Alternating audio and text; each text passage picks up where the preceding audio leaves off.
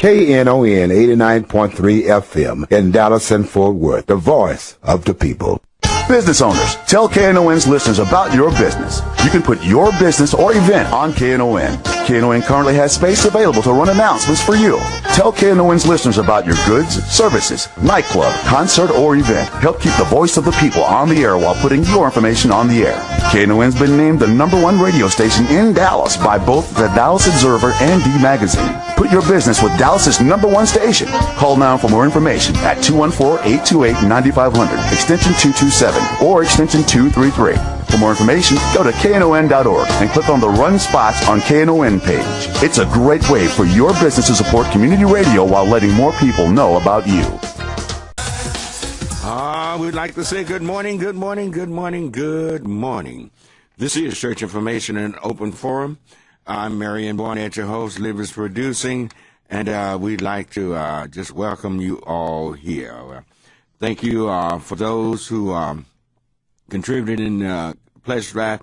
We do, I'm not going to lie, I need some more money. I need some more money. Yeah, I'm fine. And if you would like to make a pledge to this show, right now, 972-647-1893, 972-647-1893. Believe me, I love and appreciate all of you. And those who gave, I really do appreciate it. I really appreciate you. But we need a little bit more money. We need some more money. And you can call us. No pledges too small, definitely none too great. And, keep us on the air, keep us strong. 972-647-1893. We've had a debate this morning, but they want to be on next Saturday. That's getting too close to the election. I'm going to respect their wishes, but we're into early voting, and a lot of people have already voted, and then we want to make sure. And we had Nigel Redmond on and Tracy Holmes. If they want to call, you can still call. I don't know what they have more important to do than be heard by thousands at one time. I don't know what they would be doing, but you would be heard by thousands here. If you're going to some other deal like that, it's not about a handful will hear you there. But anyway, you're the candidates. There was just so much going on, I'm really baffled, and I'm not baffled, and I'm not surprised, but it still hurts when it happens, when you can allow a killer like Michael Dunn walk for killing a young man, Jordan Davis. When you can allow something like this to happen, it's obvious what this guy did. The prosecution, Lord have mercy, God bless her heart, they need to get rid of her. You blown 2 trials that was easily winnable by a good prosecution team. This trial, both of them, this and Trayvon Martin trials were definitely winnable. And in the first degree, they were winnable. In manslaughter, they were winnable. But here, another case blown. She never brought up the issue of race in this particular case, and it's obvious.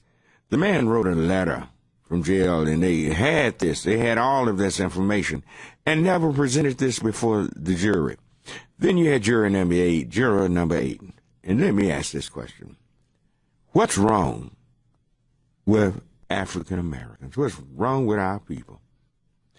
She says race never came up in her mind, never thought about it, just one man shooting another man, and never.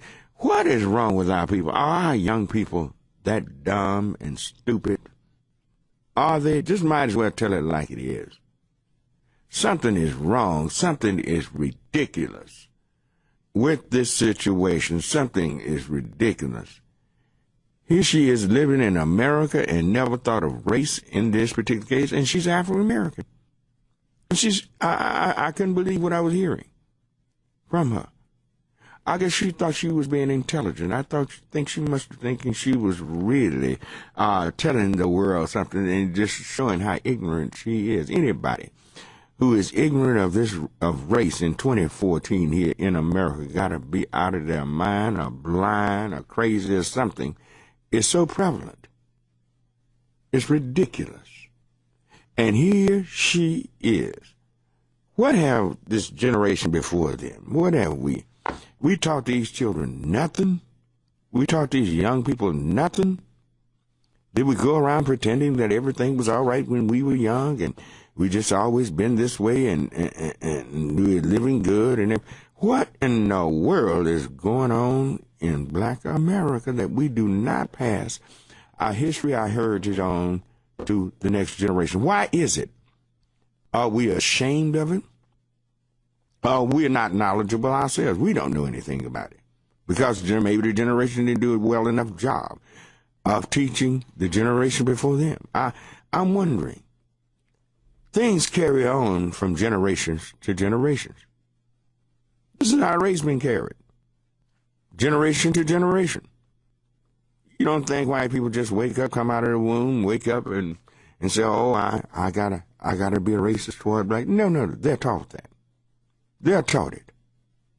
One generation teaches the next. We're the only people on earth that do not pass on our history and our heritage and teach our young how to deal with the situations at hand. We're the only people on earth like that. It's ridiculous. This is ridiculous.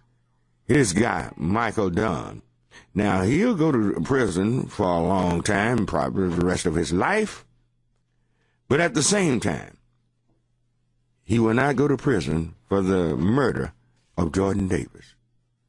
This got to be retried. This got to be taken back. You just can't kill people and walk away. What if you'd been an African American shot in the car with 4 white boys and killed one? You think he would have been able to walk away? No, he'd probably been hung right there on the spot. This is ridiculous. He didn't call the police. He went to a wedding. He did all of these things after shooting 9 times into that car. This is sad. And even sadder, we got a black man in Little Rock, Arkansas, have killed a 15-year-old girl because they were egging his car and putting stuff on it, and they were pranking his car because his son had pranked theirs or something. And this fool go out there and shoot and kill a child. Have we gone crazy in this country? Killing our children. Stuff we all used to do. Prank and do all of this. I remember as children we had this field we'd go in. Mr. Getzel Hood, his children live in Dallas right now. He had what we used to call a bumper crop. We had pears, peaches, plums, and everything. We'd go and sneak under the fence and steal something, knowing full well, come August, he's going to open the gates and let us all in. But when he'd open the gates in August, we wouldn't even go in and get it for him when he wanted to. It just didn't taste good anymore. Those stolen pears and everything tasted better. I mean, children have always done things like this. Then this man go and kill a child. What is it? What's going on in America? I just don't know. You can call me at 972-647-1893, 972-647-1893. Tonight, I will be speaking at the Progressive Church of God in Christ at 3902 Opal Street here in Dallas on Black History. We'll be talking about blacks in the Bible. We'll be preaching on that. We're going to be preaching. I think you might be inspired if you come by. It's at 8 o'clock tonight at 3902 Opal Street. Progressive Church of God in Christ, tonight at 8 o'clock. All right, 972-647-1893 is the number to call. All right, let's go to line 3 and say good morning to Gerald. All righty? Good morning, Gerald. Good morning, Brother Barnett. Fine. How are you this morning? Well, thank God for this day that he has given us once again to be able to wake up and make a sound and good wise judgment for his cause. You know, this woman that, as you say, wanted to sound intelligent, wants to be intelligent. And the way I look at it, it was worse than Clarence Thomas. Right. Being on the Supreme Court there. Just a it sounded like a starnated fool. And you know what to say about people like that? I'm a staunch believer that I'm going to do to you what I would like for you to do to me first. If you do something to me that I don't like, I'm coming at you. Mm-hmm. And if you do something to my family, lo and behold, I'd rather for God to get to you before I do. Mm-hmm. And you know, this one-time killing of the black people now, I don't know what it is down in the water of Florida, but they should have learned from Bush when he hijacked the election down there. Mm-hmm. What's the matter with these people? What's the matter with our black people? Are we cowards? Let me say them, because I'm not. Because for one thing, you do something to my family, and I'm going to be the first one to come to you. I don't give a damn, you judge, whoever you are. But the thing about it, Brother Barnett, let me say this here. Mm-hmm. People would do to you what you continue to allow them to do. That's right. I don't care what. My daddy been dead 34 years ago. My greatest hero in the world to me. And he always said, ain't no need to running from a bullet, because you're going to keep on chasing, doing to you, because you're going to run out of space to run. Mm-hmm. Turn around and face him and get an equalizer and pick up the biggest stick and knock that, and he's going to leave you alone. Right, right. Well, you know, they use this justice system, the legal system, and now to get away with it. And that's what down in Florida, George Bush ain't that dumb to pass a law, to sign a law into effect as Jeb Bush did. Mm-hmm. Well, what do you have going there now? Remember, the mother says she forgives this guy, Dunn, Michael Dunn, but the father says he don't. He can't, and he shouldn't. And he shouldn't. You know, let me say this here. I always said that we as black Americans, let me tell you, we as black Americans, we forgive more for the harm that other races, other people, even Africans and Jamaicans and whoever do to us than we forgive our own brothers and sisters. Yeah. You're right about that. We are very forgiving people of others rather than ourselves. We won't forgive ourselves. We won't forgive those who live in our neighborhood and look like us and talk like us and everything. If you do harm to one Jew, you know what their law is? Retaliate 7 times theirs. All right. All right. We thank you for your call. 972-647-1893. 972-647-1893 is the number to call. Reverend Wright is on the line. Good morning, Rev. Good morning, Pastor. How you doing this morning? Fine. You doing all right this morning? Very interesting show. Dwayne Caraway and his group is holding a racist meeting this morning in the city of Dallas, and we have never been invited. It's been a little dog and pony show, so the councilman invited and asked me if I could bring some people, and I told him, well, we wouldn't come to the dog and pony show. We're going to come and address the issues that need to be addressed in this city.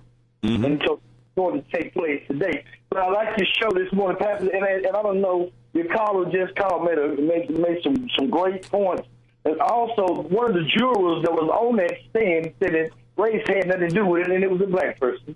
Yep. This is juror number 8, the young lady. Juror number 8, young lady. Now, ignorance is bliss. And that's sad. But let me give you an update. Not just in Florida, and everybody keeps focusing on Florida, but it's still happening here in Texas, in Jasper, Texas. Right. In the Wright case, we found out later during the investigation that the sheriff down there at Jasper, daughter, was pretty friendly with Mr. Alfred Wright. And so, okay. Now this is the black doctor that came up missing, and they found him dead, and they went searching himself. His father went searching for him and looked exactly where the sheriff had looked, but they found him, and the sheriff didn't find him. They found him, and the sheriff didn't find him, and so once they started the independent investigation, one of the investigators found out that the sheriff's daughter was pretty friendly, was a good friend of Alfred Wright. So we're not sure that this is a situation where the sheriff was afraid his daughter was having a relationship with Alfred Wright, who was also married to a young white lady. And so they're still trying to keep this down media-wise. But we're getting ready to look into it, and I met with, I talked with the Congresswoman having a breakfast this Monday, and so I'm going to approach her again and ask her, would she do like Sheila Jackson Lee? And we need to put this out here because we keep looking at Florida, but that's right. Hello? Oh, boy. Hello? I said we're looking at Florida, but it's happening right here in Texas. Yeah, Florida, Texas, it's going on everywhere, man. This is it. People thought this was over with. They don't realize the fight has just begun. It's nothing. Nothing has really ceased here. Nothing. It's coming out even more. The hatred is coming out, all behind electing Barack Obama as president of the United States. It's coming out, and what's in a person, what's in people, will eventually come out. And So, he definitely brought it out, Pastor. You know, me and you've been fighting for our people for years. And assume that, and I've listened to one of the radio personalities who don't really like me, who's saying that we always bring up this racist thing. Well, the gap was never closed on the racist thing. And so, in order for it's you a to radio personality that don't like you because you bring up racism. yeah, As if you invented racism and you're one practicing it. You're just calling out what been practiced by whites. And I told him if you closed that gap and eliminated that game, I couldn't keep bringing it up, but you didn't do it. You even broadened the gap. Yeah, they accuse you of a race card when they issue you a race deck. Look here, preacher, I'm out of time. Let me take a short break. Okay, and I'll talk with you a little bit later. All right. We'll be right back. All right, we're back on Church Information and Open Forum. I'm Marion Barnett, your host. Liv is producing, and you can call us at 972-647-1893, 972-647-1893. We're talking about the extent of racism in America. It's going on, and believe me, by pretending it's not happening, by burying our heads in the sand, acting like ostriches, this is not going to cure anything until this issue is soundly addressed. You don't just shoot 9 times in a car and kill a young person and don't get prosecuted for it. These things just don't happen. They shouldn't happen, but they will happen as long as we allow these things to happen to us. As long as we don't stand up, as long as we don't protest, as long as we act as if everything is all right, as long as we can get up in the morning, go to our job, and come back and have a little food and a place to stay, I guess we are happy. And that's how the powers that be want it. And they want us to be used, abused, and everything else. And seems as if too many of us is happy in this particular situation. And what is it? What is it about us? We're not aggressive at all. And when it comes to defending ourselves and standing up for ourselves, we'll stand up for others. We'll get aggressive for other people. They don't even look like us. For ourselves? No. Is all of this a part of our self-hatred? Is this a part of self-hatred? Do we really dislike ourselves that much? When I say that, I know you say, I love me, I live. No. You don't love that person that lives next door. You don't love your person that maybe live in California that looks like you. We don't love one another. We hate anybody that looks like us. We hate how we look. We try to change our appearance. We do everything we can just to, survive and make it in this country. We change everything, and we have most beautiful people on the earth, but we don't appreciate it because we've been taught and given another standard of beauty by somebody who's really truly envious of us, who wish they had what we had. But we We try to be like somebody else. I wonder why. Why are we like that? Why do we try to be like somebody else when we are so gorgeous ourselves? Our women are so beautiful, and just everything built, and songs have been wrote about you and everything, but you still got to go and do things that to change your appearance, and Lord have mercy. And see, they found out how to do it, so they make clothes and everything to make you look cheap. Look like, you have morals, but you look like you are moralists. I hate to say this on air, but I'm saying it anyway. Get mad with me. I don't care. It just really don't make sense until we stand up as a people and stand up. We vote wrong. We don't vote for people. We love the politicians who don't care anything about us. They just use us. I don't know. I don't understand this. I don't understand our people. 972-647-1893. Let's go to line 1 and say good morning to Tony. All right. Good morning, Tony. Good morning. How you doing, Reverend Barnett? Fine. You doing all right this morning? Yes, sir. Yes, sir. Good morning. It's a great morning to be alive. But anyway, I want to make 2 points this morning. I was just watching television on one of the local news stations.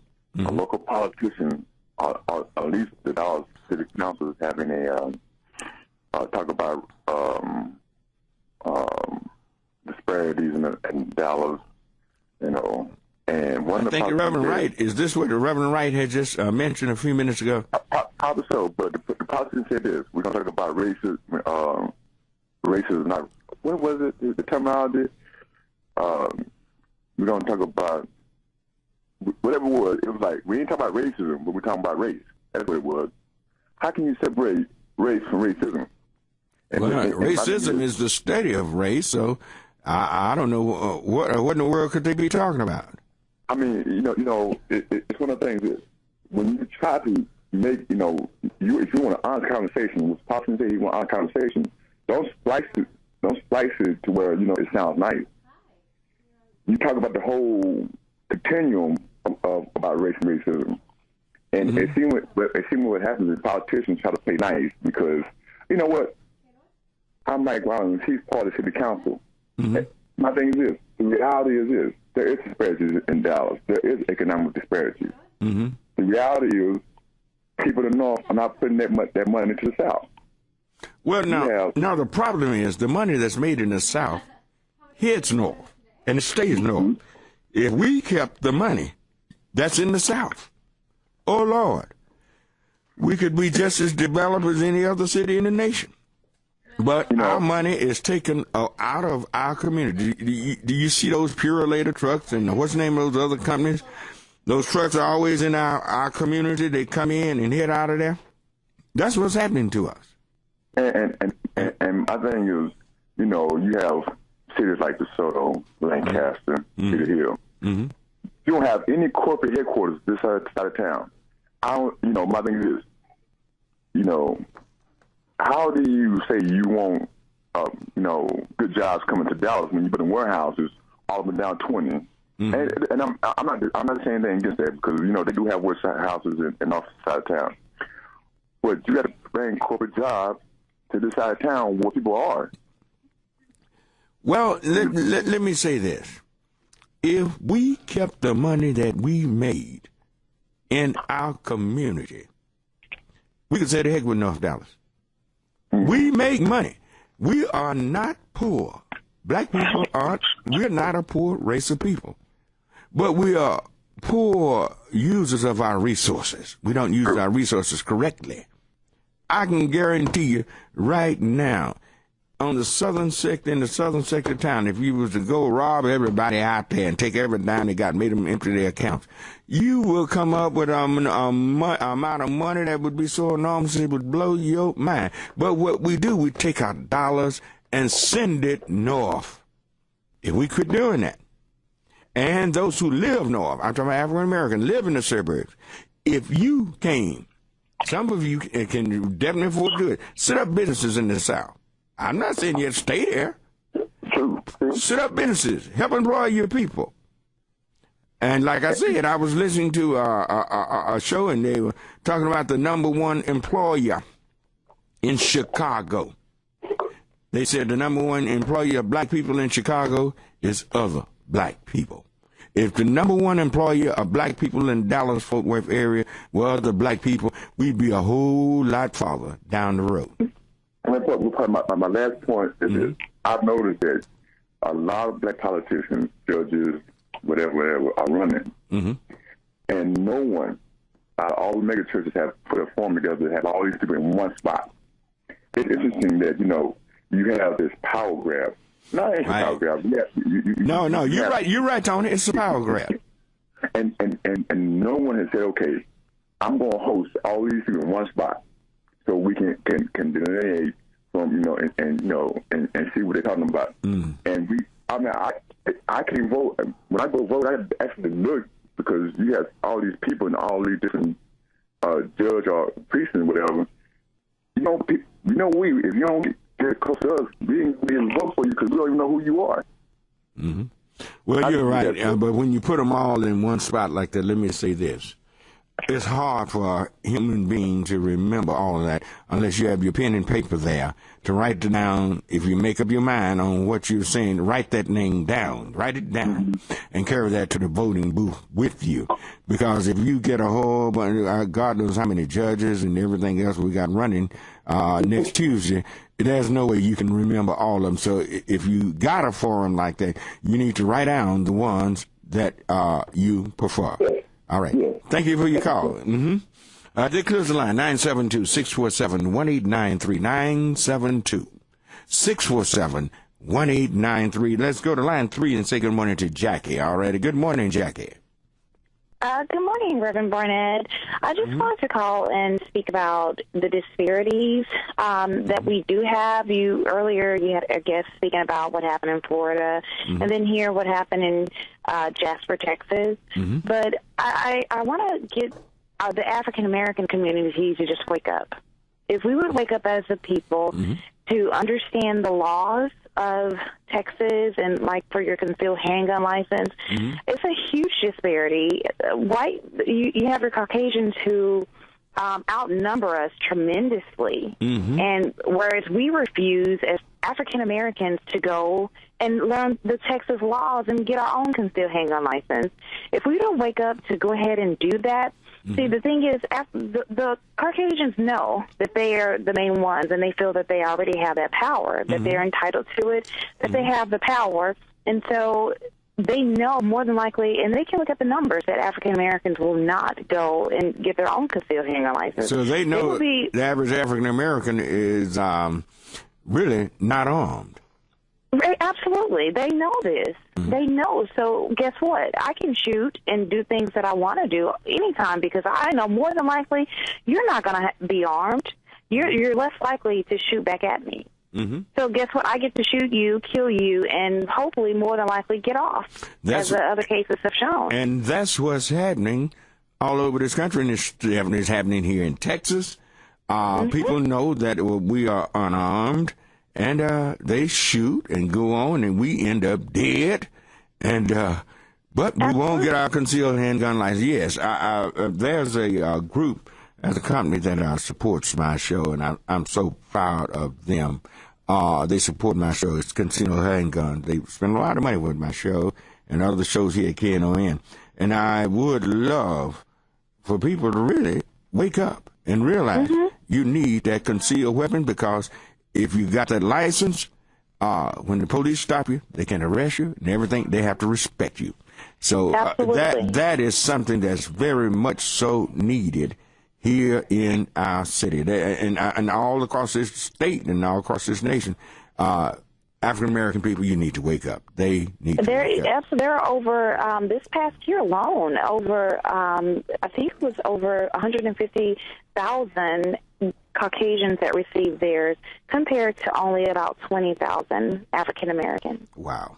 That's ridiculous. That's a really big number. And for some reason, we're scared. We're afraid of learning the laws. And getting your CHL concealed handgun license doesn't mean that you have to go and shoot anyone. It is for self-protection. It's for but you self-protection. also learn the laws of the land, and you know your rights. You know what people can and cannot do. And it's unless you're going to be fearful, but because you don't know. That's the problem. And we just need to wisen up. Right. Take the course, learn about the laws, and understand what it means. That's right. You're so right. You are so right. And we thank you for your call and comment. Okay, thank you. Mm-hmm. All right, there clears the line. 972-647-1893. 972-647-1893.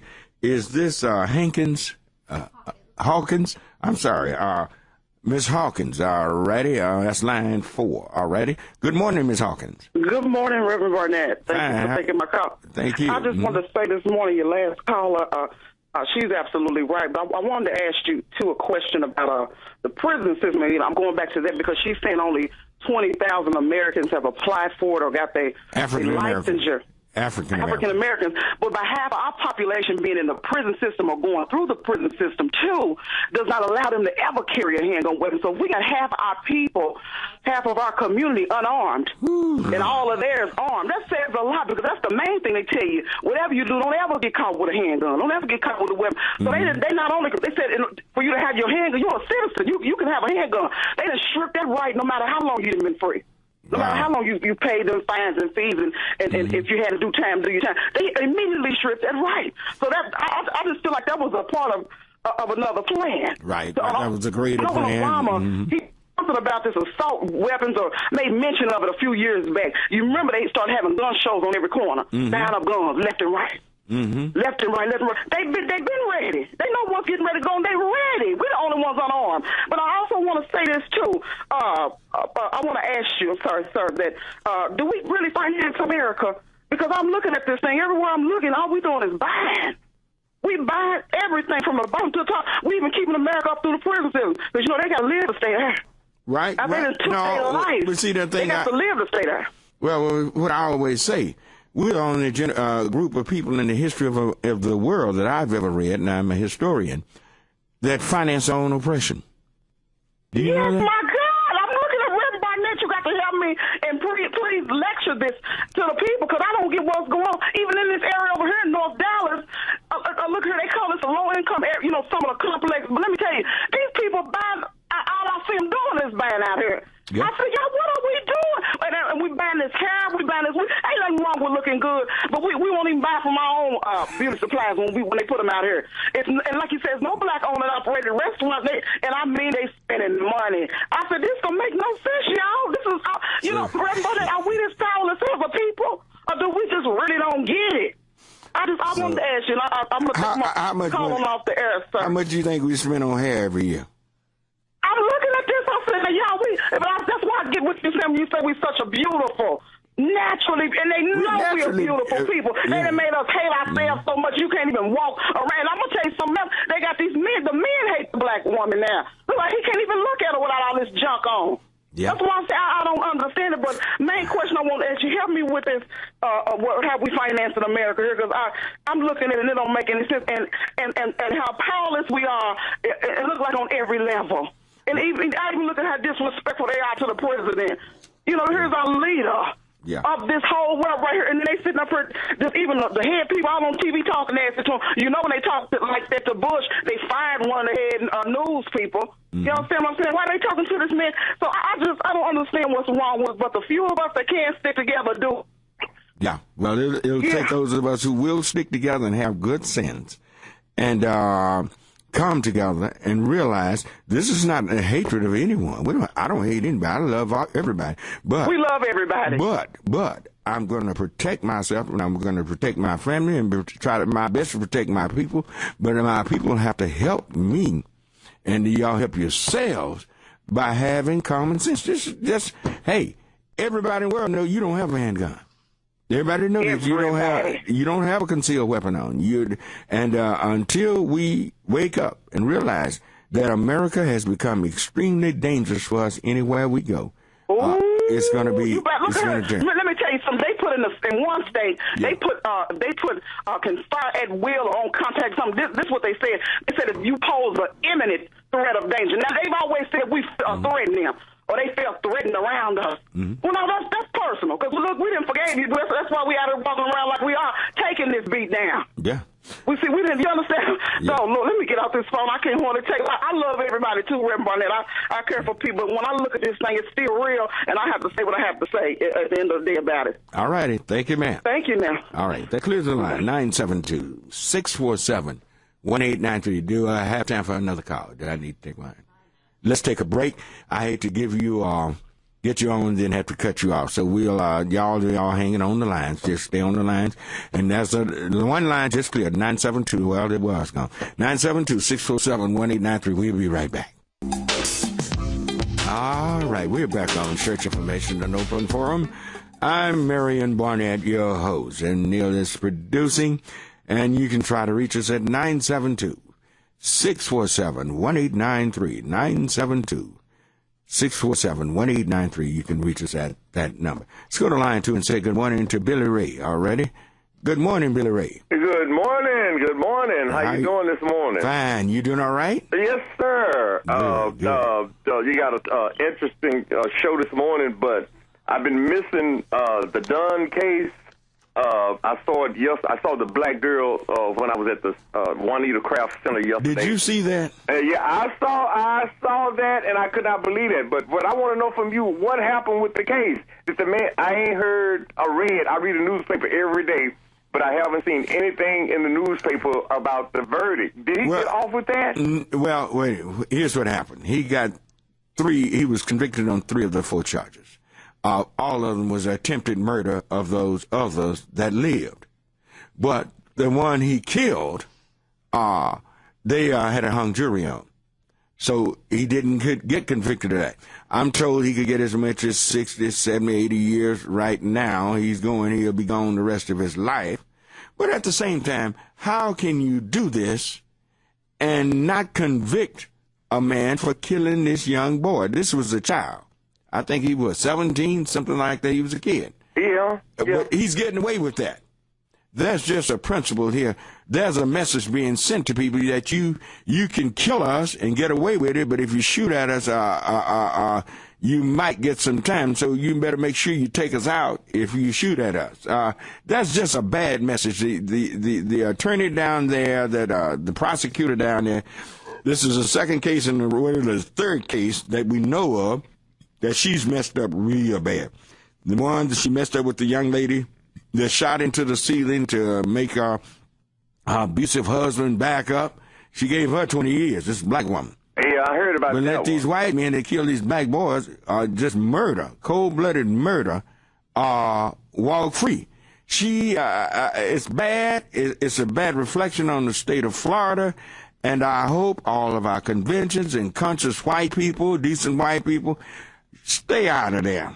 Don't spend your money down there. Florida is the new Alabama, Mississippi, all rolled up. And along with Texas, we're just as bad as anywhere else. Texas is terrible. This is why both Florida taking their way. You need to get your concealed handgun license. You need to do that. The thing that, excuse me, the thing that really surprised me the most is this was a young black girl, that was on there, and for some strange reason, I don't understand a young black. Well, here's what. They've never been taught anything.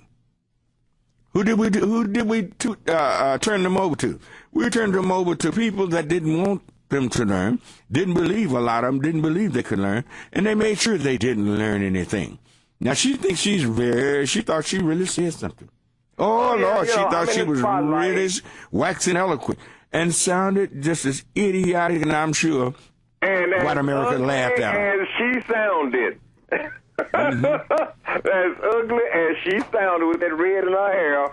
I looked at her, I'm going like, where did they find this woman? Well, remember now, they have so many strikes, and when she came forth, they made sure they didn't strike her. They wanted her on the jury.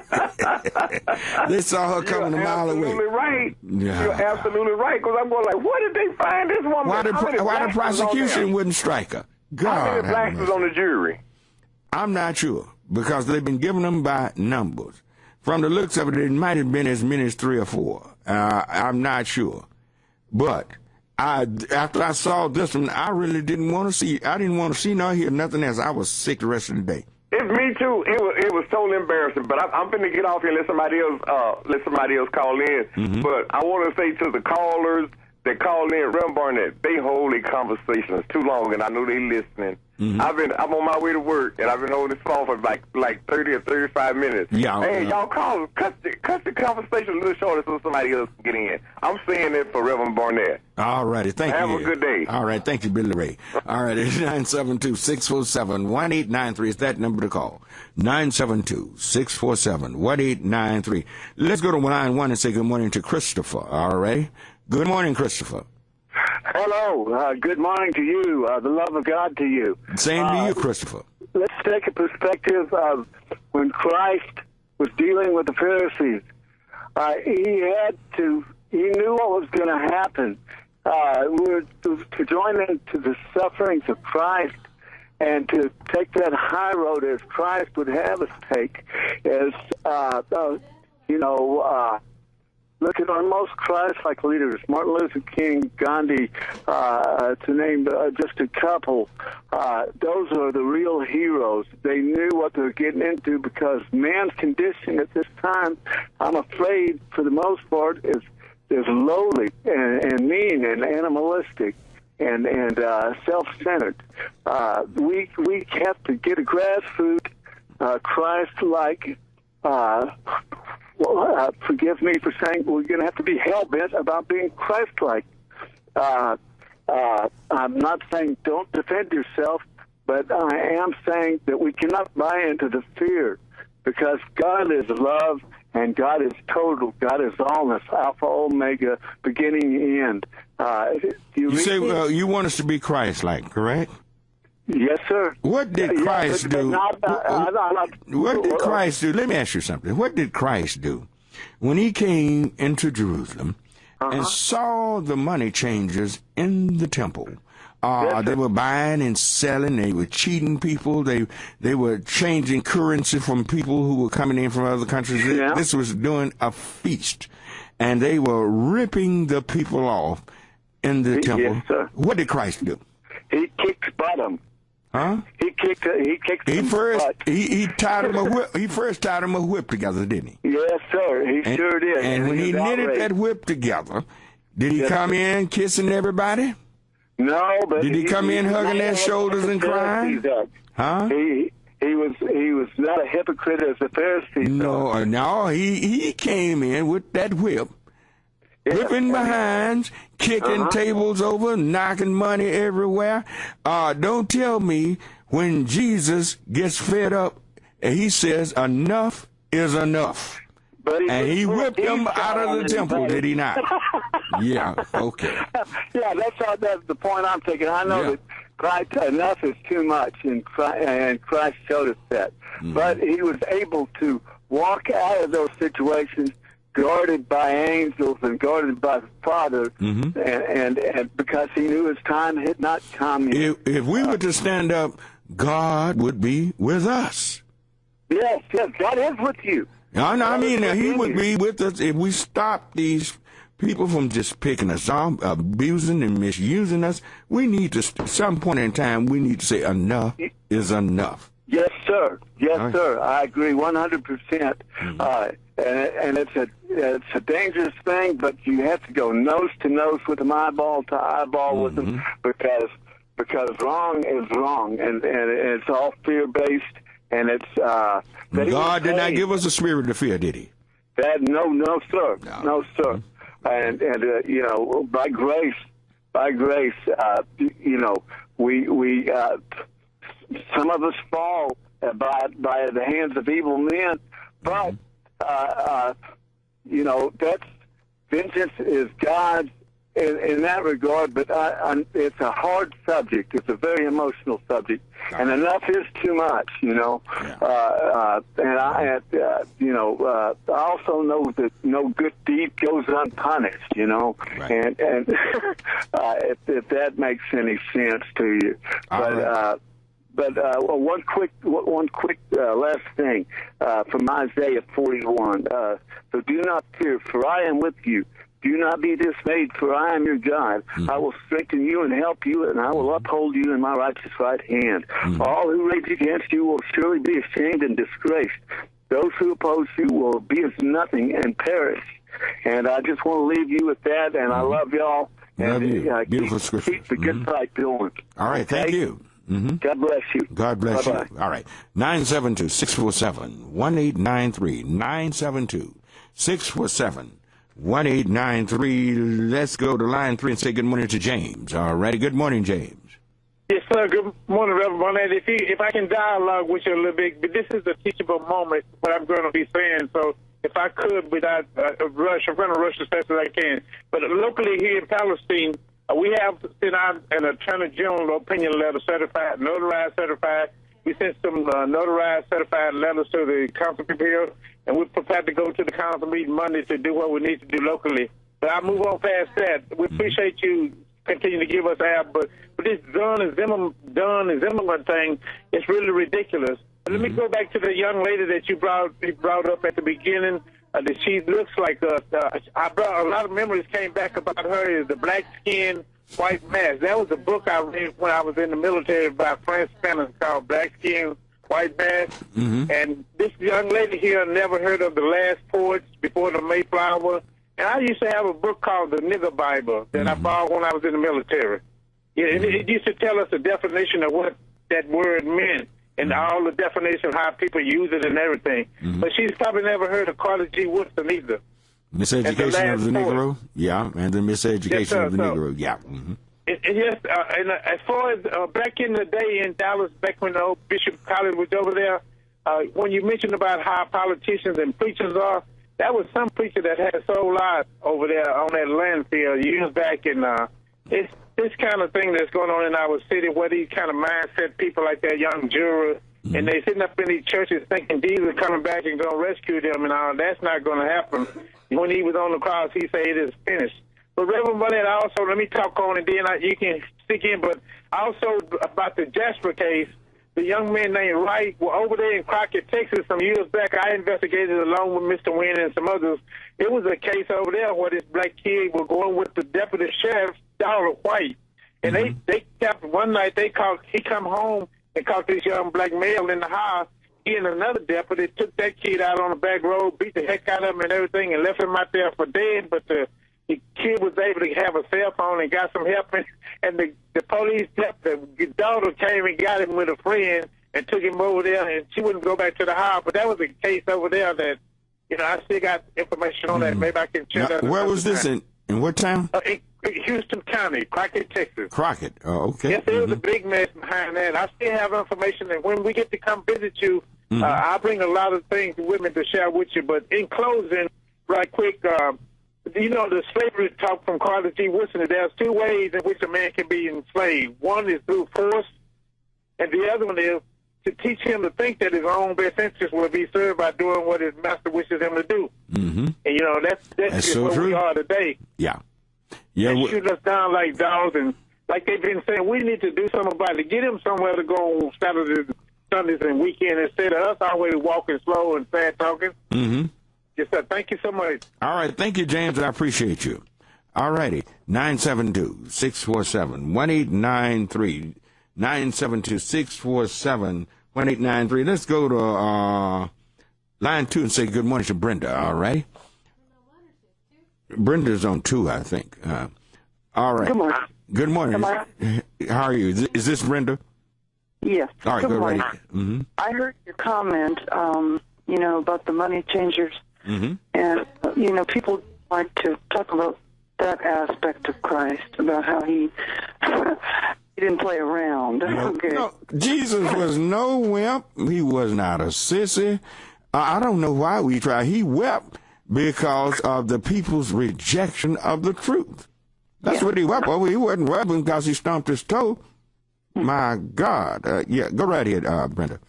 If you don't listen to programs like this, we won't hear those types of things. Here's what I'd like to ask. I saw on the news this morning that they're having conversations about race at City Hall at 9 o'clock. And I would like to know if any of your callers have been. They said they had a previous meeting. And I'd like to know if any of your callers have been, and what was it? How was it? Which one are you talking about? One where he had T.D. Jakes and the president of Paul College. Was that the meeting you were talking about? I have no idea. All he said they're having conversations of race. Dwayne Caraway, the mayor, and some Latino leaders will be there, and they're going to talk about race and economics in Dallas this morning. Well, I don't know. We'll try to get in, see if I can pull up Dwayne Caraway's number. I used to have his number. And we'll try to get him on. And we'll be trying for the next few minutes to try to get a... Hello? Yeah, I'm here. Get a clear understanding of what it is? Yeah, we'll try to get an understanding of what's going on. And this is to be at City Hall at 9 o'clock, correct? Morning, that's correct. This morning. All right. And he was on, Latoya Stillman was the person interviewing him. I think she's with Channel 4. So if you can't get him, you can always call them, I guess, and find out some other details. Yeah. But I just wanted to hear from some of your other listeners, if any of them had been to the previous meeting. Okay. They said there had been one other one previous. It was one on Flora. I think that's the one you is talking about. I think so. But I'm getting a lot of feedback in your phone, real strong. But we'll try to find out and see if we can get somebody here to tell us what's going on, what will be discussed this morning on race at Dallas City Hall. And if those of you who would like to go, why don't you go down there and get it firsthand and find out? But we'd like to be able to get and tell you over there what what's on the agenda for this morning. All right, thank you for your call. 972-647-1893 is the number to call. 972-647-1893. 972-647-1893. Let's go to line 4 and say good morning to WC. All righty, WC, good morning. Good morning. Yes. I just want to say that I appreciate the perspective of the callers that I've heard so far this morning, and I am a gun owner, and but have purposely. I tell you what, WC, I'm just about out of time. I got 2 minutes. Okay, I thought we'd have to go and break for what you got. Go right ahead, WC. All right. Well, okay, I'll try to keep this brief, but I cannot, in good conscience, as a Christian man, say that putting more guns into more people's hands is going to solve the problem. And so you to defend yourself is unchristian, right? Well, no, don't get me wrong. I'm sure getting you wrong by what you said, because it sounds like you're saying for a person to use the common sense God has given him to defend himself is wrong. To defend his house, defend his community, or what if someone breaking in your house going to harm your wife, your children, or whatever? If somebody was going to harm my wife or my children, I would use that deadly force. Well, then, okay, what are you saying then? Tell me what you're saying. Well, I can't, as a Christian man, see how putting more guns into more people's hands is going to solve the problem. Well, I can't see putting guns in one group's hands and the other group not having anything going to solve the problem. It'll solve the problem for the other group because they can come wipe you out anytime they get ready. Well, and I don't disagree with that. You know, I think you have a very strong and valid point. And I'm a Christian too. Yeah, so I mean, you know, but we have we're told to turn the other cheek. Now, when it comes to spreading the gospel, but we're not told to turn the cheek when it comes to defending ourselves. Well, and I agree with that. Mm-hmm. I agree with that. Yeah, well, let's put that in perspective, because most people get that misrepresented and misinterpreted when Jesus was saying that. All right, go right ahead. Well, and that's all I just had to say is that putting more guns into more people's hands, I don't think is the solution to the problem. Well, let me put it like this. If you put all the guns on one side and the other one have very few, what do you think's going to happen? I think a lot of people are going to use them out of fear, or they're going to get, and there are a lot of people who are going to get slaughtered too. Yeah, I know we don't believe it, but it's happening. It's coming. No, it's coming to the neighborhood right close to you. Believe it does happen, and that's never going to make it right. All right. Okay, now, we didn't say that everything's going to be all right, but I do say people need to learn to defend themselves and quit being so afraid of defending yourself as an African American. All right, tell you what, we're up against a short break, and you can call us at 972-647-1893, and we'll be right back. All right, we're ready for hour number 2 on Church Information and Open Forum. I'm Marion Barnett, your host. Liv is producing, and you are the stars of the show. And you can get us at 972-647-1893, 972-647-1893. Remember, tonight, at 3902 Opal at the Progressive Church of God in Christ, we'll be speaking tonight on blacks in the Bible, African American, black history. And we'll be preaching tonight there at the Progressive Church of God in Christ at 3902 Opal Street, inviting you out. It begins at 8 o'clock, and we hope to have a great time in the Lord tonight, learning, being inspired, and praising God for how God greatly used us in order to save this world. Well, we're going to tell you a lot about stuff because you're more important than you think you are when it comes to the Word of God. You far more. A lot of games have been played on you and tricks and giving you pictures and visions of other people when it was people who looked like you, our ancestors, that God so greatly used. So I tell you what, come on out, 3902 Opal Street tonight at the Progressive Church of God in Christ. All righty, let's go to Bernice on line 1. All righty. Good morning, Bernice. Is Bernice there? Well, maybe she's gone. All right. Sorry, we maybe held too long. What's the next? Let's go to Barbara on line 2. Let's go across to Barbara. All righty. Good morning. Hello. Good morning, Barbara. Good morning, Reverend Barnett. Fine. I'm enjoying your show today. Thank you. And what I would want us to do as a race of people, I would like for us to remember how things changed back when Martin Luther King was here and leading the struggle. You have to show people. You have to boycott. Why aren't we boycotting? Why aren't we marching? Why aren't we saying anything about what's happening? So we're talking about it, on some radio stations. They talk about it. But after the verdict with the guy that killed the kids, you didn't see nobody outside the court. I've seen the time we would have taken to the street like never before. That's what we need to do. But the people that's let me tell you something. Age has a whole lot to do with a lot of the things.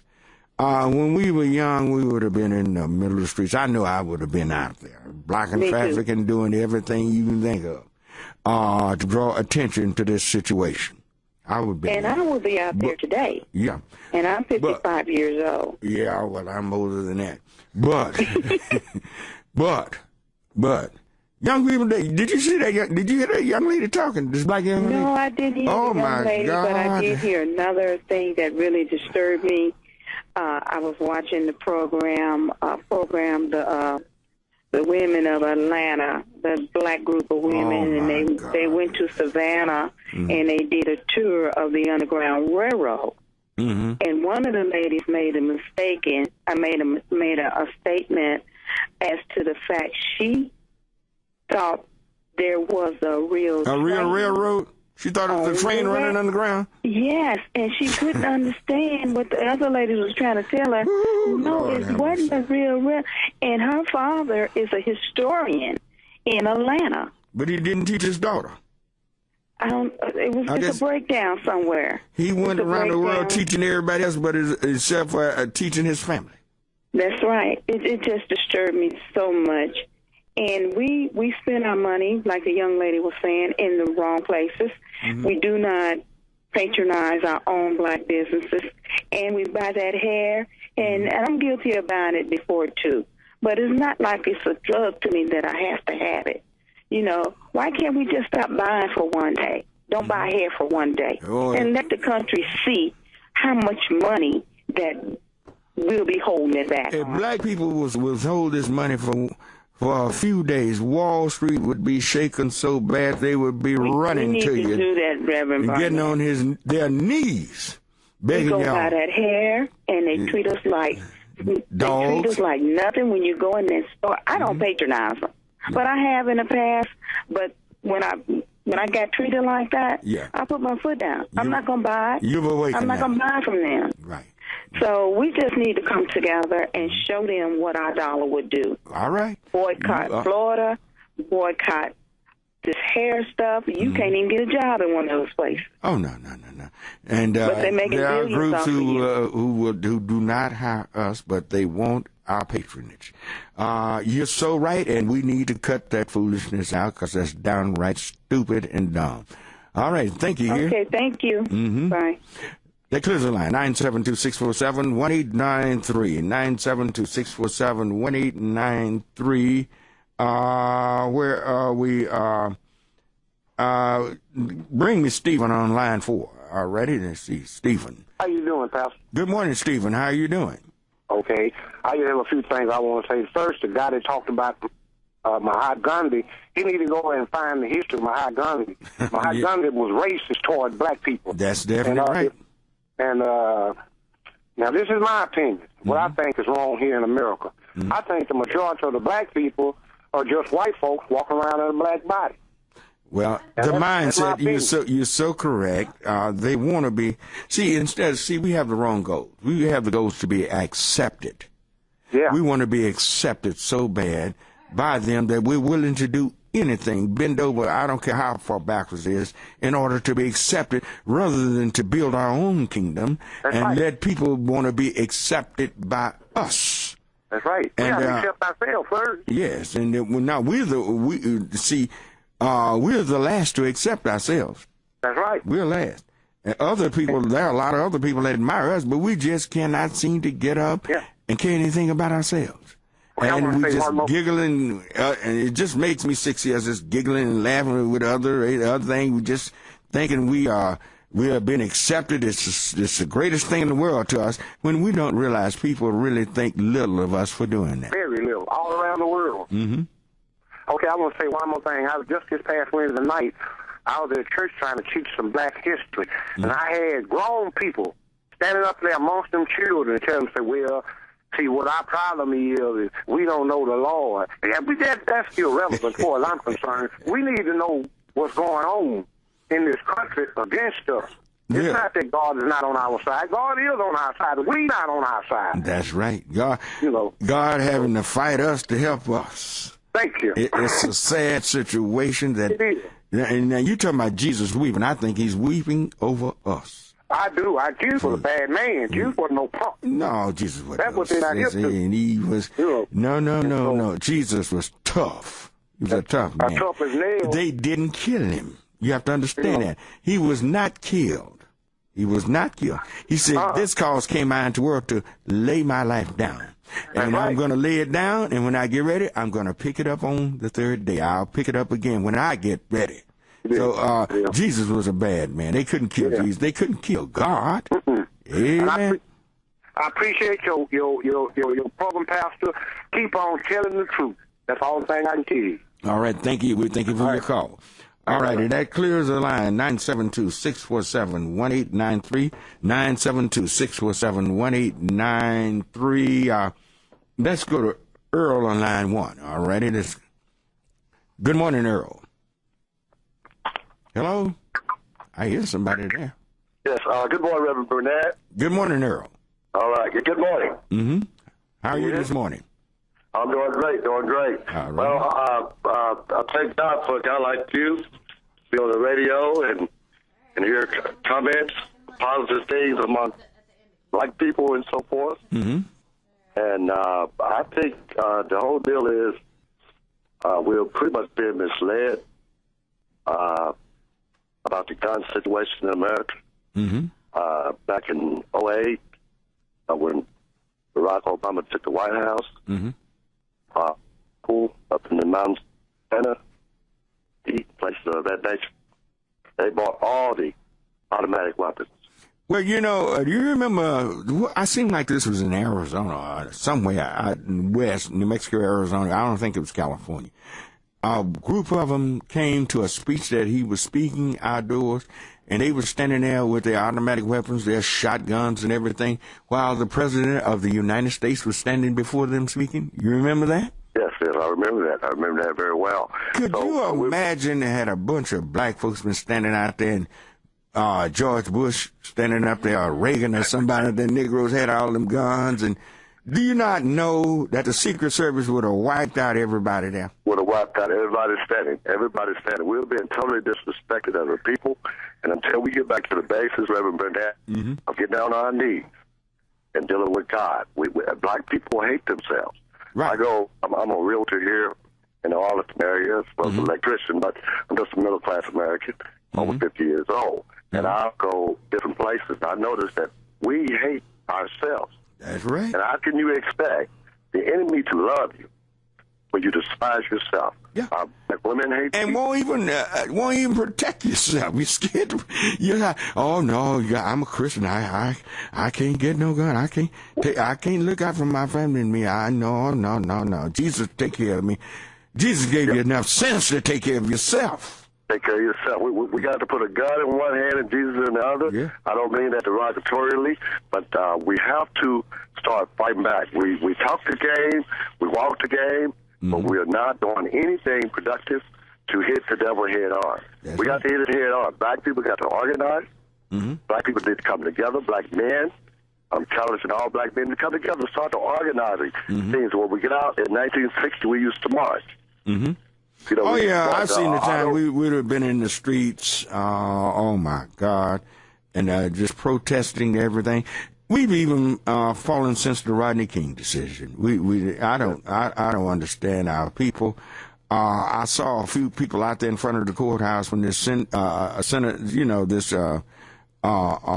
verdict came down with Michael Dunn, and a few people out there with some signs and everything, but it was no massive protest. In Jacksonville, Florida is not a small city. It's a large city, very large. It's a nice large city. It's a whole lot of us there in Jacksonville, and I just don't understand why the streets were not filled with protests, because every one of them know they could be next, and you can be next, I could be next, to be shot down like a dog, and these people go free for doing it. Yeah,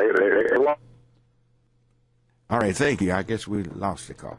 All right, 972-647-1893. Let's go to Reverend Moss on line 3. All righty. Good morning, Reverend Moss. Good morning, Reverend Barnett. Fine. How are you this morning? Oh, I'm blessed. Enjoying your program. All righty, thank you. Well, I'll tell you what. If it was 50 preachers in each city, I'm going to say like you and I, we could turn this thing around. Oh, yeah. You remember when that deal happened up there in, what was that little time, why they drugged that black guy? Jasper. Yeah. When the black, what them guys' name? The Black Panther showed up? Yeah, with those shotguns and... They shotguns, guess what? They got some respect. And then the Ku Klux Klan showed up. Yeah, but they were afraid of them. Yeah. And I'm going to tell everybody, all the black men, all the black people, get you some weapons. Don't be stupid. Paul said, I don't want y'all to be ignorant. And and back in the slavery time, the white man used scriptures to keep the black man humble under him. That's right.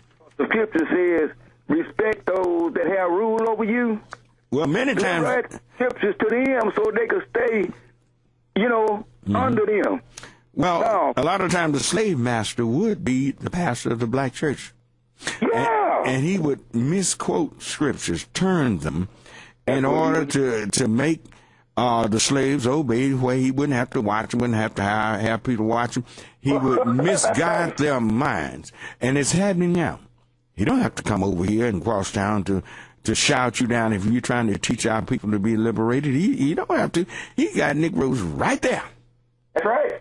that will shout you down right now. And they don't realize they're saying, my master don't want you telling the truth. And they don't realize they're saying it. They think they're saying something smart, and we're holding up for Jesus. You're not holding up for Jesus. No. And you're really vexing Jesus. You're quenching his spirit by your ignorance. And we need to stop that. Let me tell you something. I'm a Christian man. I'm a preacher, and I've been preaching for years. I'm a Christian man. But you know what? I believe if anybody will slap me, I'm going to slap them back. All right. That's going to be on a reflex. Mm-hmm. You know, because you hit me, I'm going to hit you back. Yeah. And Jesus didn't like stupid things. Yeah. He didn't like stupid stuff going on in his temple either. That's why he beat them people up out of there. No, he got them up out of there, partner, for defiling his father's house. Yes. If Jesus did it, what about me? Hello? Huh? Hello? What about me? Yeah. I'm going to do the same thing. They're saying, I want to be like Jesus, but when it comes to standing up for their own rights, they're not going to do it. I'm up against a break. Thank you for your call, and you can call us at 972-647-1893. I'll be right back. All right, we're back on Church Information and Open Forum, and you can call us at 972-647-1893. 972-647-1893. Let's go line 3 and say good morning to Yolanda. All right, let's hear a woman's perspective on this. All righty, good morning, Yolanda. Good morning, Reverend Barnett. I'm listening, and I love your show. I think it actually needs to be longer than what it is. But, you know, I'm listening to your callers, all the ones speaking, and I keyed in on the ones that called in kind of giving some scriptures to you to have us to kind of calm down and be peace and not to want to carry or anything like that. But if you notice one critical point, and one of the callers said, he's a gun owner. Right. He's actually a gun owner, but he don't want the rest of us to have any. But don't want you to have one. But he owns one, but you don't need to have one. So that's the thing that's crazy. You know who had ethnic group that was, don't you? I do. You could tell. But he's clearly telling you. He has a gun, but boy, don't you buy one. Right. They don't want us to buy one. No. And here's the thing. It's law-abiding citizens that buy guns, not the criminals or anything like that. That's the ones we're telling to go ahead and arm yourselves. So that's the thing that they don't want us to do. Because if we do that, then guess what? We will protect ourselves. We will fight back, meaning if something does happen to us. But you're a law-abiding citizen. You can have a gun. You need to. They have one. That's right, and they do not want us to be able to defend ourselves. All right, thank you for your call. All right, 972-647-1893. 972-647-1893. I'm lost on this one. Top one, James. All right, let's go to James. All right, on line 2. He's on 2. Right. Reverend Barnett, how you doing? Fine. How are you, James? Oh, I'm doing all right. About those 2 jurors, those 2, they only had 2 black jurors. They had 2. I wasn't sure. They had 2, and they were female, and both of them didn't have any children, and so neither one had children. That's right. So the way I look at it is that you're pulling a juror that won't have any feeling, that won't have any maternal instinct, and but if you don't have maternal instinct, they were born black. You ought to have something within you to make sure that you are something of self-preservation in you. Everybody's born with that. There's no excuse on this one. No excuse. Self-preservation by them even being a human being should have told them something about this. Would you not say? Yeah, I would say that, but then also, like you were saying earlier, they're not taught, because like we're taught only the scriptures about love and peace, and we don't learn those scriptures like David said that God taught my fingers war. And then you don't talk the scriptures that God said that our God is a man of war. You're not taught those scriptures. No, you're not. And then the other. We are taught the passive verbs. We're not given active adjectives or verbs or adverbs. Everything that we usually grasp is something very, very passive when they will tell their people, you're more than conquerors through Christ Jesus. They give them the type of a message that motivates them to tell them they are better than anybody else, and they shouldn't take down to anybody. Be the conquerors of the world. This is what they're taught, but we are taught to be very, very passive, and you're so right about that. Yes. And just like this one lady I had met at church, she was saying that she had a problem with self-esteem or self-worth, and I was led to tell her that you know, like one of the commandments say, love your neighbor as you love yourself. But Jesus is not going to tell you to do something that he's not doing himself. So I told her, guess what? Jesus loves you as much as he loves himself. And that's one of the things that we have to learn is that Jesus loves us as much as we love ourselves, but we don't know how to balance. We don't know how to balance things. You gotta know how to balance being aggressive with being with okay, I'm gonna lay low right now. Okay, it's not time to lay low. Something is happening right now. Now it's time to be aggressive. We don't know when to do it, how to do it, or why we shouldn't do it. You know, we don't know when to turn it on, turn it off. You know, even that old song, The Gambler, taught you got to know when to hold them, know when to fold them. Even they taught you that. And you know, and then one of the main scriptures that a lot of ministers never say is that Jesus himself said that the children of darkness are sometimes wiser than the children of light. All right. Okay. That's all I have to say, Reverend Barnett, about those two black jurors that's why they picked them, because they're two single females, and they don't have any children. So they figured they wasn't going to have bias in doing that. And then also you can sometimes look at people and say, okay, this person is ignorant. I want this person on here. Okay. All right. All right. We thank you for your call and comment. 972-647-1893. Let's go to line 3 and say good morning to Nigel. All righty. Good morning, Nigel. Hey, good morning. How you doing, sir? Fine. How are you doing this morning? Oh, I'm doing really well, man. I'm actually headed out to these polls, about to try to give me a quick car wash before I go out there. Trying to get your call in before you go to the polls? No, getting my car wash, because I have you're going to the car wash. Okay. All right. Yeah, I have my literature on my car wash. I mean, on my car. I didn't want to have my literature on a dirty truck. Oh, okay. What literature you have? I just have a car magnet. A car magnet? Yeah. What does it say? Nigel Redmond for judge. I'm running for the 363rd Judicial District Court here in Dallas. Oh, you're Nigel Redmond. Yes, sir. Oh, okay. And you're running for district judge. Yes, sir, I am. All righty. Tell us about yourself. Okay. Born and raised in Dallas. I grew up in Redbird, by Redbird Mall. I grew up in Highland Hills. That's where my grandmother's from. Went to Charles Rice Learning Center. Went to Exline Recreation Center, Martin Luther King Center, Atwell. Graduated high school from Skyline. I then went to Prairie View University. At Prairie View, I was the class president, student government president. I went there on a track scholarship. I pledged the Alpha Phi Alpha Fraternity Incorporated. I was on the Chancellor Student Advisory Board and a number of other things. Subsequent to that, I went to Texas Southern University, where I received my law degree and graduated cum laude. I was Mr. Thurgood Marshall School of Law class president, so on and so forth. And once I graduated from Texas Southern, I came back home to Prairie View, and came back home from school, and I started working at the Dallas County District Attorney's Office, where I was a prosecutor in the misdemeanors, felonies, specialized crime, organized crime, and currently I'm the head of the criminal division at Weston Associates. Okay. How old are you?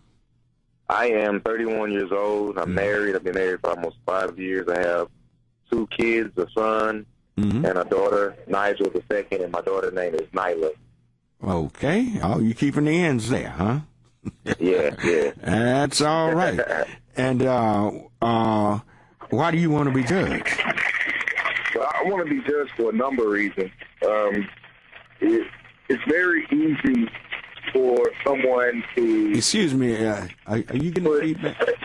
People in jail, when they have a robe on and they have a bailiff with a gun, it's easy for you to send someone to prison. And basically, I'm running for judge for two reasons. For changes is one, and chances is two. And I start with the second one. Chances. Oftentimes, individuals come into a courtroom between the ages of 17 and 24 for the first time. They're nonviolent, first-time offenders, never been convicted of a felony, and they come into a courtroom, and people need chances because when I was between the ages of 17 and 24, I was not as mature as I am now. But because I see these individuals, and I've had prosecutorial experience and I have defense experience, when I see these individuals, I know that they made dumb mistakes.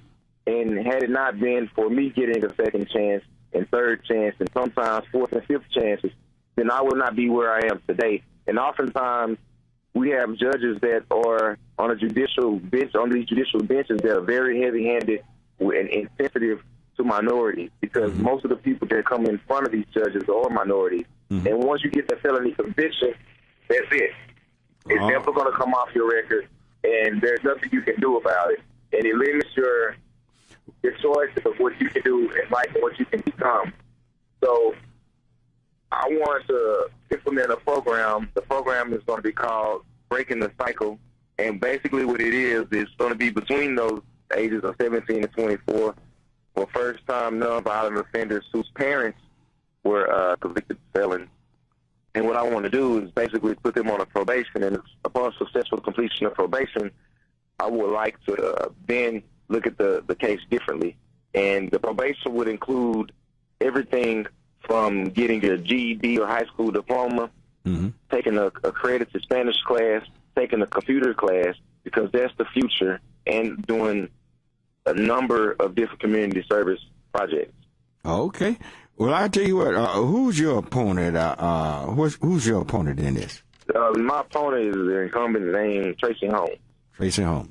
I tell you what, Tracy, those of you out there who are friends of Tracy Holmes, you can call my show. If you call in and not invited, I'll let anybody talk. If you want to call in and call my show, I'll let you talk one time.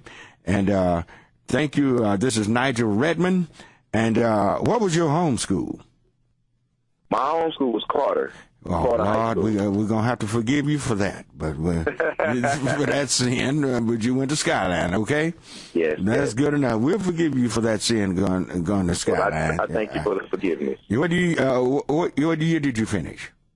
I finished in 2000. In 2000? Oh, yes, yeah. Sir. How much did we beat y'all in football? I ran track, but the score... How far back were y'all behind Carter? It was 21-14, if I can remember. Oh, no, it was worse than that. Come on now. Come on now. Let me see, my son was a sophomore then, and he ran about 3 or 4 touchdowns that game as a sophomore. No, not against Skyline. Yeah, he did. Y'all jumped out to a 14-0 lead, and they came back and blowed y'all away. He ran 40-some points in y'all. Yeah, well, you know I'm right. Okay. But anything, we forgive you, Nigel. Nigel Redmond, you say? Yes, sir. All right. REDMOND. All right. Well, we'll open it up for your opponent. I can't think of her name. Whatever. Tracy. All right. We'll give Tracy. You can call. People call Tracy and tell her to call my show. All right, but we thank you, Nigel Redmond, for calling. All right? Thank you. Thank you. Have a good one. Okay. Thank you. All right, 972-647-1893. 972-647-1893. Let's go to Renee on line 2. Good morning, Renee. Good morning. How are you? Fine. How are you?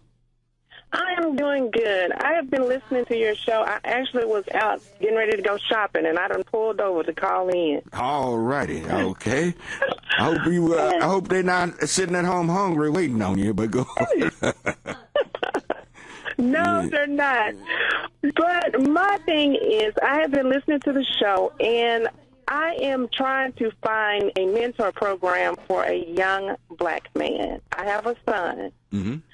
And I have been listening to your show, and it kind of hit home because he's now in a program, you know, when he goes to his dad's house. And I kind of researched the program at the church, and there's not one, you know, I say my color on the staff at all.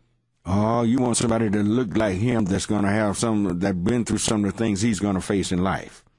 Yes. How well do I understand that, and how hurtful is for me to know that we got people who don't understand that. We'll put them in programs, and people will give them interpretations of life and everything that will not have to go through what a black male is going to have to go through in life. You say you want a mentoring program? Yes. If there are any similar, I guess, to the Big Brothers or whatever, if any of y'all out there have a mentoring program, I'm sure somebody listening, y'all have a mentoring program, call me at 972-647-1893. Call the station. Keep trying till you get in. You might have some problems getting in on the lines, but keep calling, and Liv will take your call, and we'll get that number, and you leave a number, leave your number, and we'll get you the number to these mentoring programs, okay? Yes, thank you so much, because I'm in the area, and I'm a single parent. Mm-hmm. And there's a lot of friends that I know, you know, because I was, you know, the team mom on his Little League team that are single parents. Mm-hmm. And the sons need that, you know, and I'm willing to drive anywhere to give him this mentoring, you know, that he needs. Because, you know, I was just discussing with him yesterday on how people misuse religion. Oh, my God. And when you spoke on that of how the preachers would do, you know, back in slavery days, because this program that he's in now, you know, his dad, it is a it's a church. Mm-hmm. And it was just, you know, we just talked about this yesterday. So I'm like, you know what? Is that God trying to tell me that I need to make some moves? So I do listen to the Lord. So I'm calling in and I'm asking for, you know, if there's any mentoring programs out there for young black males. He's 13 years old, and he's a good kid, but he needs some guidance from a man that's experienced in life, and they will have basically the same experiences to a great extent in life, and he needs that direction before him. He needs that guidance.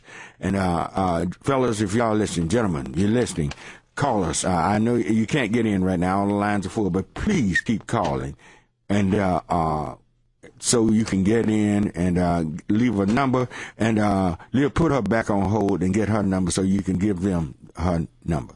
All righty. Thank you. All right. 972-647-1893. 972-647-1893. Let's go to Bernice on line 4. All righty. 1 minute. All right. Bernice? How you doing? Fine. How are you, Bernice? I'm doing great. Well, I got a couple of comments. One is as far as we do love each other. We, as a black people, the Lord has said that as a people, I believe that we are the original Hebrews. We are. Now, I can prove it in the Bible, and I can prove it in history.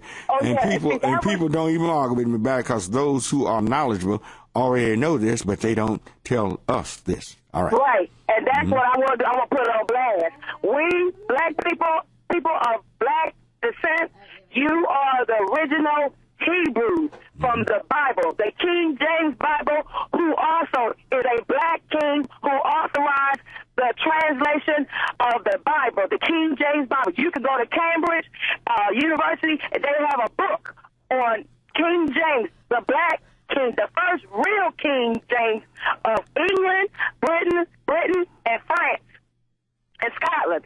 He was King James I and King James VI.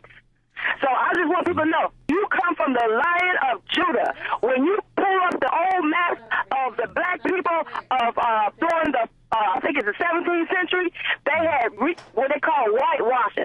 What they did was they rechanged the history of those landscapes before it was called Africa, Ethiopia, Put, Kent, whatever you want to call it. That was black.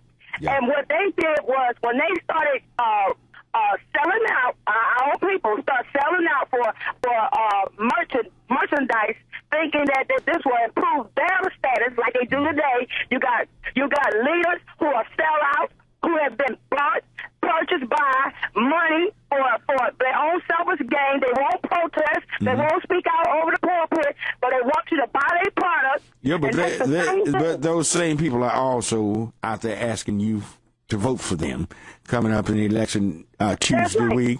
And the same ilk, and we always fall for the same trick. I tell you what, Bernice, I'm up against a short break, and we'll be back in just one moment.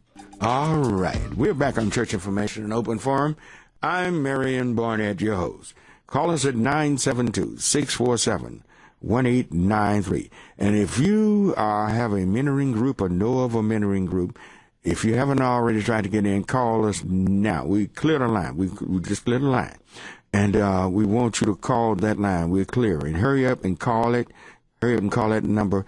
And I know you probably tried before. We clear the line and call us at 972-647-1893 so we can get this for the young lady. All righty. Let's go to line 3 and say good morning to Annie. All righty. Good morning, Annie. Good morning, Reverend Barnett. Fine. How are you? All right. How you doing? I'm doing great. I always listen to you, but I never call. Oh, I wish I had a bell. I'd ring it for you. I had to call you this morning about the shooting for the boy with the loud music. Wait a minute. Now I'm recognizing this voice. Is this somebody I know? You know this, man. You jazz her. I told Annie Rose. What's going on, Annie? Who? And I said, she should spell it, but I just spell A-N-N-I-E-R-O. Oh, geez, I got it. Annie Rose Mays. All right. How you doing? All right. So I be listening to you folks talking about the folks on the jury don't have no kids. That white boy had about much better shooting in that car as I did with a white man. Yeah. And you know I don't have no business with no white man. You'd be dead now had you done that. You got that right. They killed me on the spot. Right. And he went on off and went and ate everything. You can do anything to black folks. Just like they said. Black folks always spend their lives trying to make white folks accept them. I ain't never seen a white person I want to accept me. Yeah. And they ain't made him yet. They don't have to accept me. I don't want to be with them. I don't want to hang out nowhere with them. These black folks on Marvin Povich and all these shows, that's why white folks think we crazy. They kill them, get away with it. Yeah. They think we still crazy with all these Negroes with these white girls. They actually think we crazy the way we act after being misused and abused the way we're treated. That's right. I don't understand it. I swear for God, I just don't understand it. I look at these young black boys, these pants hanging down, they ain't trying to get nowhere, and then the rest of them with white girls. Every black man make a quarter. He get 75 cents, he get him a white girl. Oh, Lord. And that's no lie. Well, that comes from slavery, That comes from foolishness. That ain't slavery. That ain't got nothing to do with slavery. I ain't never been with no white boy they ain't made that I want to be with. Yeah, these white folks killing us like in the 50s, getting away with it. They want to be boxers and things and kill my child. Yeah, he wants to be. And when the table turns, it's going to be trouble. Right. Because sooner or later, it's going to turn around. He wants to be with Mr. Charlie's daughter. You know how that is. It's pitiful. Something else killing these black kids because every car come by where I live, music blasting. I don't want to kill nobody because they music blasting. And ain't no music I like. What make it so bad? Because I don't know a word they're saying on it. But I ain't going to kill nobody. Well, we did it back when we were kids. That's right, because I was playing me some Sam Cooke and Jackie Wilson. It had old raggedy, the cars wasn't new, but we'd be blasting James Brown, Jackie Wilson, Sam Cooke, and all the rest of them, and the Coasters and all back there. We did the same thing. So yeah. But why would we want to kill our children stand back while our children being killed for doing what and we ain't did. nobody doing nothing about it. No. That man ought to be already on death row. I'd have been if I'd have shot the white boy shot over there them many times. No, they would have hung you as soon as they caught up with you. That's a shame. And they talk about Barack. I look at Al Sharpton every day at 5 o'clock religiously. If I tell you white folk want you to vote for them, I went and voted the first day. I ain't thought about voting for them white folks. None of them. They'll send me all this mess in my box. They down Barack so bad on Al Sharpton show every evening at 5 o'clock. It's a shame. That white woman called him a SOB. He needs to be impeached. Why do this man need to be impeached by all these old pale-faced folks out there talking? Well, I'm sick of these folks, old Ted Nugent. He wasn't even a good entertainer. No. But see, we have to understand there are a group of white people in America that just won't give up and probably never will. There's another group in America that's sick of the racist practices, and that group is forward-leaning. They help vote and put the president in, but we still have that other group. It's like a long snake. It don't end and won't give up. And we have to be vigilant against those who want to oppress us. We have to be vigilant. We can't stand back. We need to quit skinning and grinning and acting like fools and scratching and going on, rubbing our heads, and stand up and start being real men and real women like you are. You're a woman that will speak your mind and tell what's on your mind. And that's what I've always loved about you, Randy Rose. Yeah. But we thank you. We thank you for your call, all right? Okay, sweetheart. You have a blessed day. All righty. Bye. 972-647-1893. 972-647-1893. Where do I go? Which one? At the top? On one? All right. Let's say good morning to Thomas. All righty. Hello, Pastor. Hello, Thomas. You doing all right? Yes. You know, black people need to wake up. Mm-hmm. Go right We in. need to stop thinking that we got it made. Lord have mercy. Now, Yeah. I look, and all over town, I see these white people got these gun ranges. Yeah. Oh, they got gun ranges. They're shooting. They're practicing. Who do you think? You think they practicing for the Chinese or the Russians or anything? Who do you think they practicing for? And they not practicing to learn how to shoot rabbits neither. No, Lordy. And they have their children out there. I've seen children, 8, 9, 10, 11, 12, out there practicing how to shoot. What do you think about that? And then to hear one of us talk about we don't need no guns. I'm a Christian. Lord Jesus have been misused so bad. I know he just breaks down and said these cowardice people try to use me to hide behind. Lord have mercy. Ill thinking, cowardice, gross misinterpretation of Scripture. God never did mean for any of his children, none of us, no color, nobody, to be second, third, fourth class citizens. God wants everybody to be free. That's what he died for. He came to set the captives free. Those captured by sin, those captured by the chains of bigotry and hatred and ignorance, everybody that's captive, he don't mean for you to act and be a slave. That's right. Yes, sir. That's right. And don't get me wrong, there are some good white people. Well, no, there are decent white people. There are. You're a president. They vote for different reasons, but skin color was not one that held them back. So, but there are those out there that will not change. They just refuse to change, and that's why we have to remain vigilant. All right? I think one man said if we live like a fool, we gonna die like a fool. Yeah, you'll perish like a fool. All righty. Thank you. 972-647-1893. Let's go to line 2 and say good morning to Curtis. Line 2. Yeah, Curtis. Good morning, Pastor Barnett. How are you? Fine, Curtis. How you doing? Well, I got a peace of mind this morning, but I'm a little disturbed.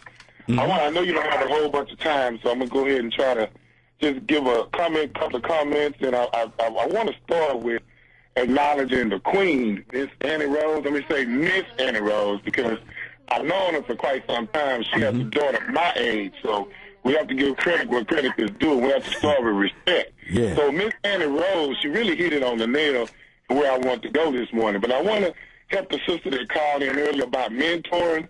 The best mentoring group that I even know is Kevin Money's group, is a good friend of mine. It's called Project Still I Rise. I don't have a number for it, but if she'll Google that, a number will come up. It's Project Still I Rise. Say that again, Curtis. Say it slow so she can, she's listening, so she can pull this up. Say it again. It's Project Still I Rise. Project Still I Rise. I Rise. Okay. And if you pull that up, a number will come up for you. But Pastor Barnett, another thing that I want to say, we've been so desensitized from foolishness. You know, with black folks, we just carry on so crazy now. I don't know what's going on with us. I've been going to wakes for the last, I know we all got to die eventually, but I've been attending wakes for the last couple of months. And as I go into these churches and synagogues, cathedrals, you know, black people, we kind of lost our way. You know, I'm noticing that we come in smelling like cannabis. Cannabis is weed for our older people that don't know what that is. They smelling like weed. They come in with their pants hanging off their butts. They come in with hats on in the synagogue. And I don't see anybody saying a word to them. I was so disgusted last night I had to walk out. I mean, I'm everywhere, all over the church.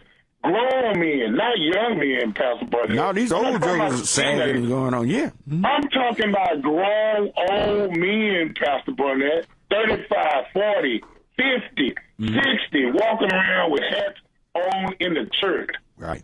No respect. Look at Curtis. No. Curtis, I hate to cut you off, but I got my job line and I'm just about out of time.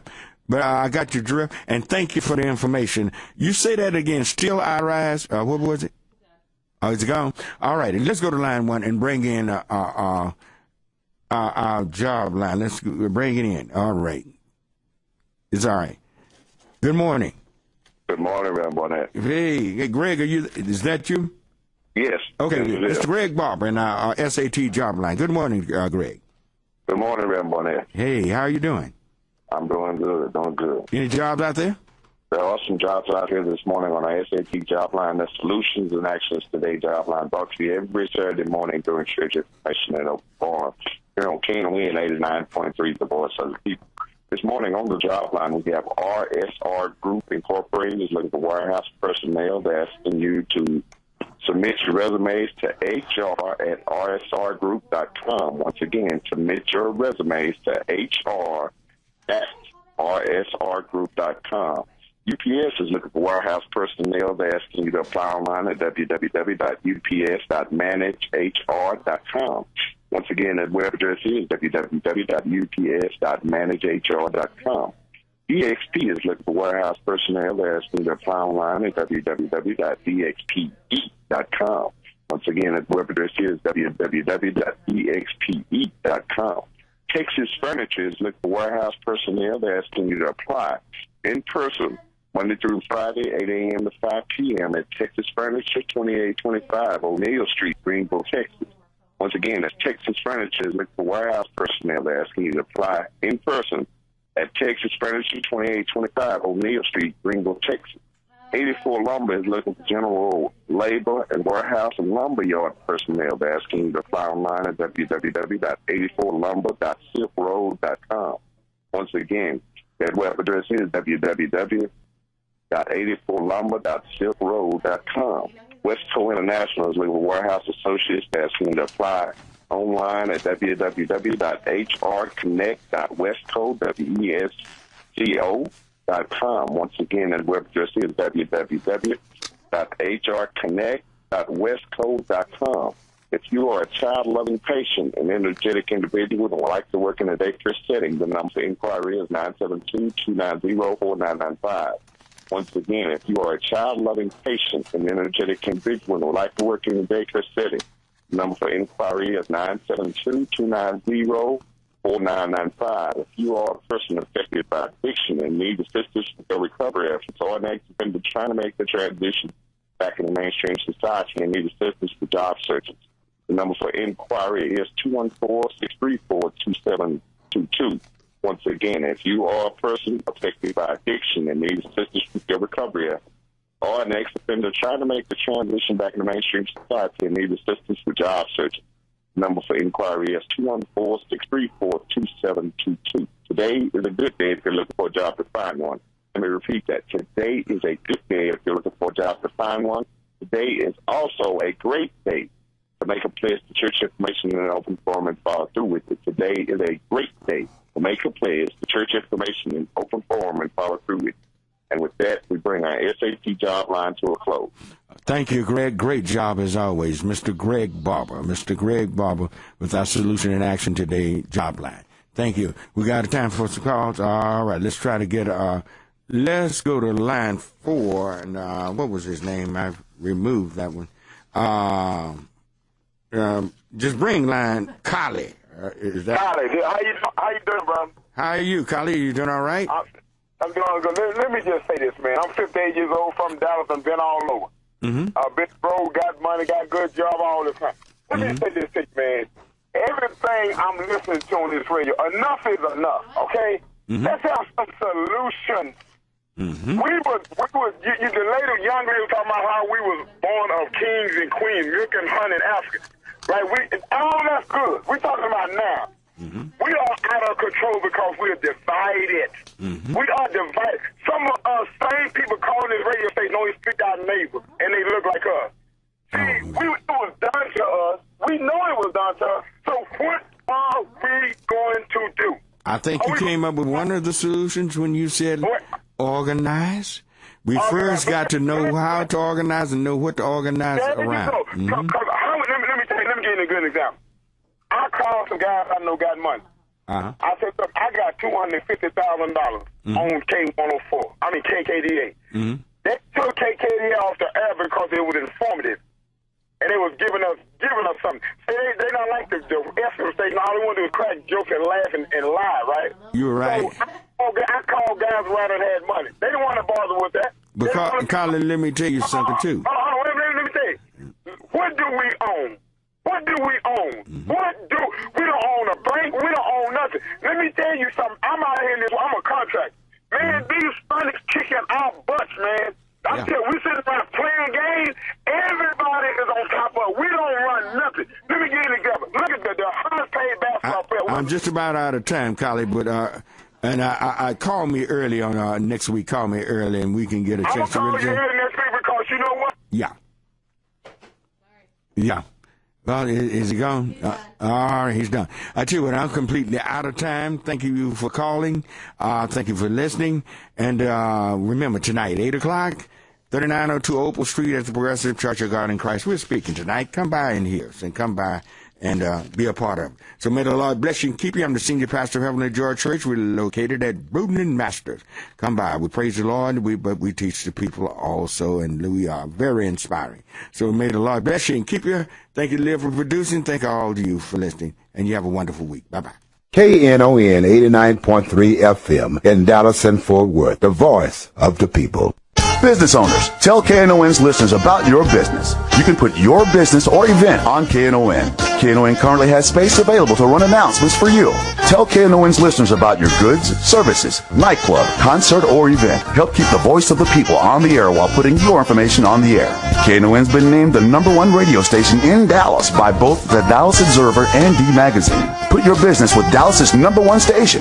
Call now for more information at 214-828-9500, extension 227, or extension 233. For more information, go to KNON.org and click on the Run Spots on KNON page. It's a great way for your business to support community radio while letting more people know about you.